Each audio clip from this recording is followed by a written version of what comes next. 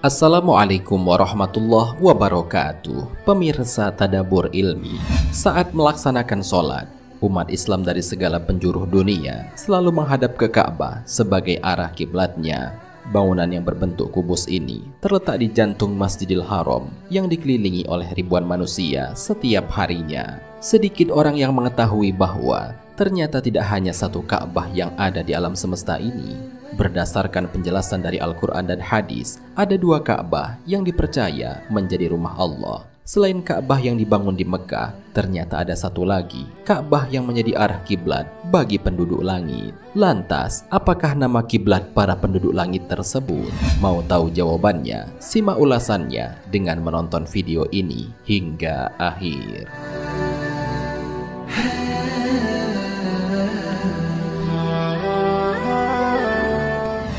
Sebelum lanjut, bagi kalian yang belum subscribe, silahkan untuk menekan tombol subscribe terlebih dahulu.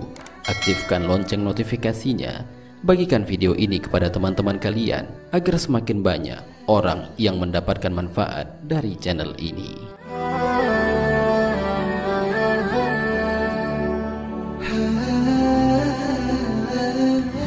Awal mula kiblat kaum muslimin. Dalam sejarah Islam, kiblat kaum muslimin pertama kali adalah Masjidil Aqsa atau dikenal dengan nama Baitul Maqdis. Tempat ini terletak di kawasan kota tua Yerusalem di Palestina.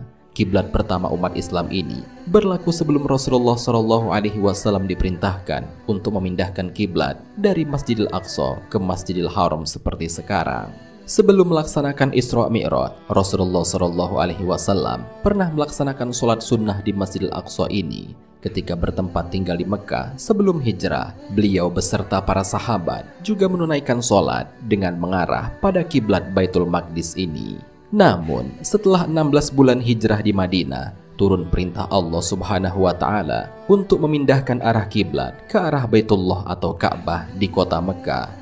Allah Subhanahu wa Ta'ala berfirman, "Sungguh kami sering melihat mukamu menengadah ke langit, maka sungguh kami akan memalingkan kamu ke kiblat yang kamu sukai. Palingkanlah mukamu ke arah Masjidil Haram, dan di mana saja kamu berada, palingkanlah mukamu ke arahnya. Dan sesungguhnya orang-orang Yahudi dan Nasrani yang diberi Alkitab Taurat dan Injil memang mengetahui bahwa berpaling ke Masjidil Haram itu adalah benar-benar dari Tuhannya, dan Allah sekali-kali tidak lengah dari apa yang mereka kerjakan." Al-Quran Surat Al-Baqarah ayat 144.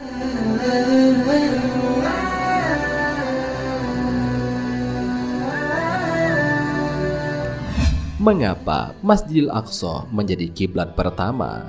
Diterangkan dalam buku situs-situs dalam Al-Quran karya Syahruddin Al-Fikri, ketika Allah Subhanahu wa Ta'ala memerintahkan sholat dan menghadap ke arah Masjidil Aqsa.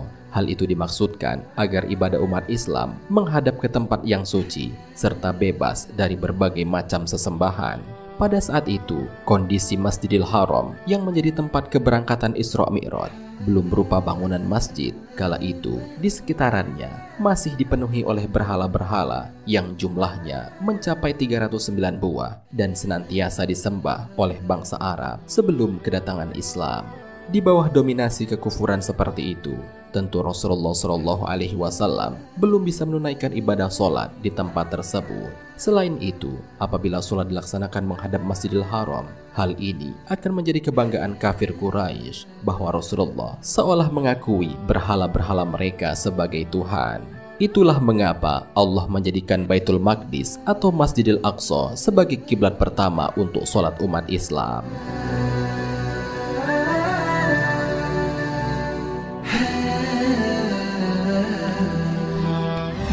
Kiblat para penduduk langit. Tidak hanya penduduk dunia yang memiliki kiblat, ternyata penduduk langit pun memiliki kiblat Ka'bah yang bernama Baitul Maqmur. Kiblat penduduk langit ini terletak di langit ketujuh. Layaknya Ka'bah di dunia, Baitul Maqmur juga dikelilingi oleh malaikat setiap hari untuk melakukan tawaf.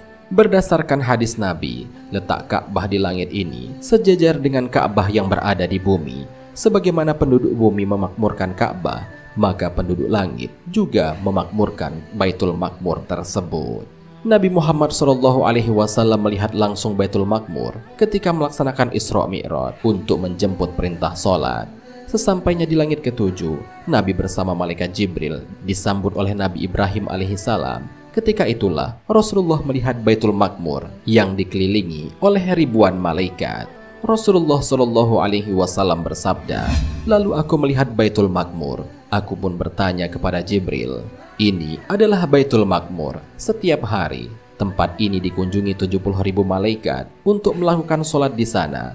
Setelah mereka keluar, mereka tidak akan kembali lagi ke tempat ini."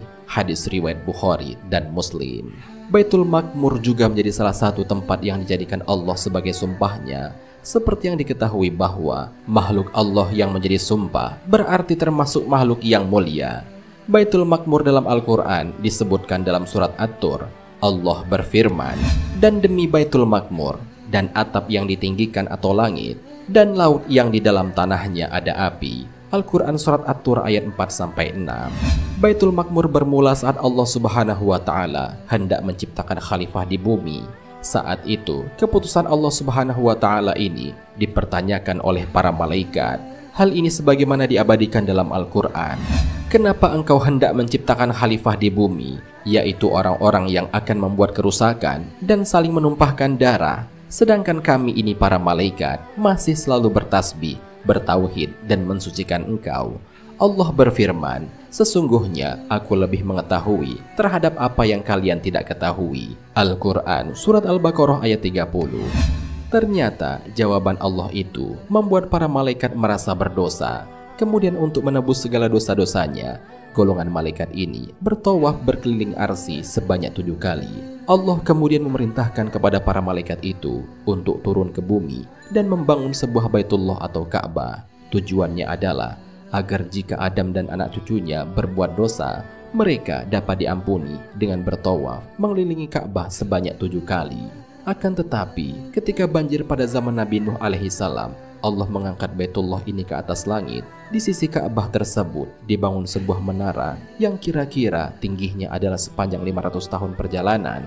Apabila telah datang hari Jumat, malaikat Jibril naik ke atas menara dan mengumandangkan azan. Malaikat Israfil yang membacakan khutbah Jumatnya, dan sholat Jumat diimami oleh malaikat Mikail, diikuti oleh seluruh malaikat yang berada di Baitul Maqmur tersebut. Bangunan ini memiliki kedudukan yang sangat mulia, maka nama ini tidak boleh digunakan untuk menamakan satu rumah atau tempat atau bangunan apapun. Sebagaimana kita tidak boleh memberi nama tempat di sekitar kita dengan nama Ka'bah atau Baitul Haram atau nama-nama lainnya yang diagungkan, karena termasuk bentuk penghinaan agar tidak dianggap menyerupakan.